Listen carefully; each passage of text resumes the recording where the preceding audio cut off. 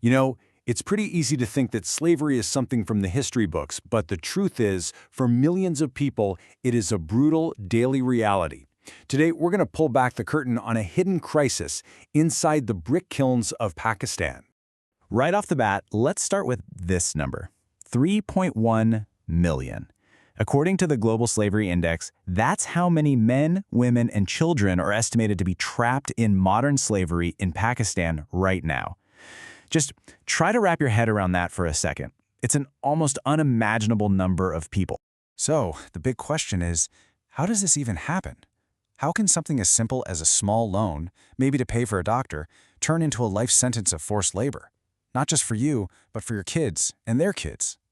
Well, that's exactly what we're going to break down. And the story really begins here. There are about 20,000 of these brick kilns all across Pakistan. I mean, they're literally building the country's cities. But hidden in plain sight, they're also home to this deeply rooted system of exploitation. The reality for the people working here is it's just brutal. You've got about 4.5 million workers out in this scorching desert heat that can hit 122 degrees Fahrenheit. They're breathing in toxic smoke from burning coal all day long. And maybe the worst part? A third of these workers are children. For all this backbreaking work, they're told they earn about $3 a day.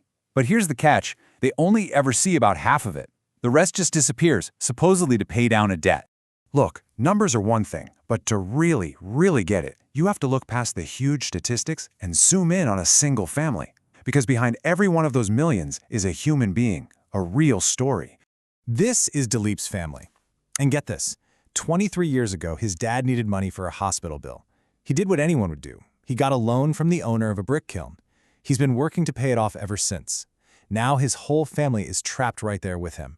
That one moment of need has turned into a prison for generations. So here's how the trap is set. It's actually a pretty simple and cruel system. It starts with an emergency loan. They call it a peshki. The worker, who usually can't read or write, just puts their thumbprint on a contract they don't understand. From that day on, half their wages are gone before they even see them. The kiln owner keeps this secret little book, adding all sorts of fake charges for food or tools. So the debt, it never goes down. It only goes up. And the final lock on the cage?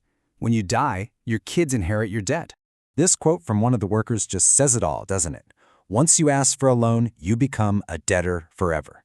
It's that horrifying moment of realization that you've just stepped into a trap and there's no way out. The whole idea of paying it back is just a lie. And if you want to see what this generational curse actually looks like, here it is.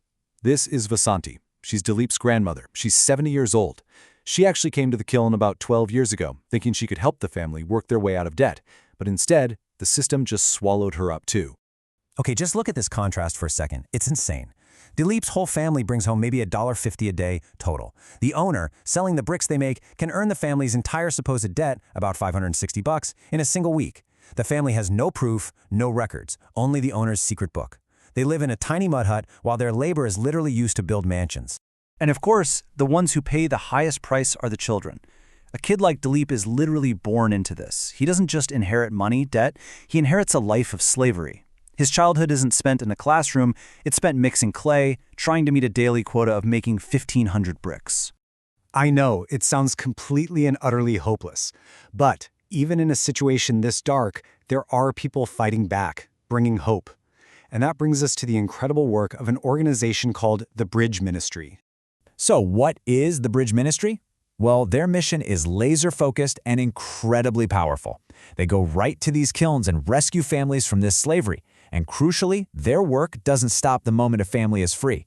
They stick with them, helping them rebuild their entire lives. So how do they actually do it? It's a really smart, holistic approach. First, they pay off that fraudulent debt. Often, it's the fastest way to just get the family out of there. Then, and this is so important, they physically move the family far away so the kiln owner can't find them. They connect them with a local pastor for ongoing support, and they give them practical tools like a sewing machine so they can start earning their own living, for real this time. And what this does is create a complete and total break from the past. It gives these families something they haven't had in decades, or maybe ever, a real new beginning. Now this is the number that just blows me away. After all those years, after a debt that feels infinite and inescapable, the actual price to free an entire family is often around $500. It's a number that makes freedom feel so possible. It turns this overwhelming crisis into a problem we can actually solve, one family at a time. You can just feel the emotion in this quote from the ministry, just to see the joy on their heart and see them drive away. Can you imagine that moment, watching a family pack up their few things, get in a truck, and just drive away? Not as property, but as free people, heading towards a future that is finally their own. And that brings us to the final question, the one we have to ask ourselves. We've seen that freedom in these brick kilns has a price paid in generations of stolen labor, and a price that can be paid to set them free. So the real question is, what is that freedom truly worth?